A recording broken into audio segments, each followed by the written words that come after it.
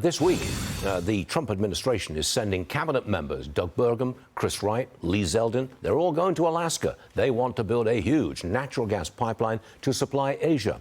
Former EPA Chief of Staff Mandy Gunasekara joins me now. Are they going to get this pipeline built? Because it is a huge project. It is a huge project and it's long overdue. And I do believe that they now have the president's backing alongside key people in place at Department of Energy, Interior, and EPA to actually get this over the finish line. And look, Stu, when the Biden administration locked this up many years ago, or just a few years ago, really, it was met with bipartisan opposition.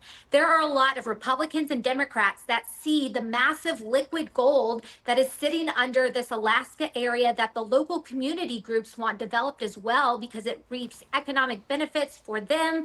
And so I think all of these things coming together right now, President Trump doing what he does, which is clearing the way in form of regulatory barriers, is going to actually get this done. And it's going to be great for this country as well as our allies abroad that will be on the receiving end of clean American liquefied natural gas. It's a big deal for Alaska as well. Elsewhere, the Energy Department announced a $3.7 billion worth of funding. Let me take this back. $3.7 billion worth of funding cuts to clean energy operations. We're told that climate startups are pausing operations. Some are going bankrupt. Mandy, has Trump completely dismantled the green agenda? Yeah, absolutely. And he said he was going to. And you have to think about these startups. It's not like they were bringing some great new technology to the energy market that was going to change life for the everyday Americans for the better.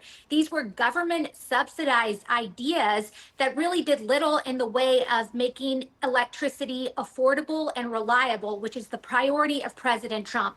And he understood getting rid of the Green New scam and all of the affiliated interests alongside that was really important for getting back to the business of developing the resources of which we've been abundantly blessed, investing in new technologies that are actually going to deliver more energy at an affordable rate, and that's what he's doing. The Green New Deal is almost dead, but I don't see any mass demonstrations out there. Why not? Well, that's because very little was actually done. It was a lot of hot air, but not a lot of shovels in the ground, to quote a previous president, of actually moving dirt and getting new electrons onto the grid or delivering more affordable prices on consumer goods and electricity to the American people. And that's why people aren't up in arms about it. The other thing, Stu, I think the fact that the DOJ has cut a lot of this funding to USAID, these quote unquote activist groups, they don't have the same funding that they used to be organized to go out and protest decisions that the majority of the American people actually support. Got it. Mandy Gonasakara, thanks for joining us. See you again real soon.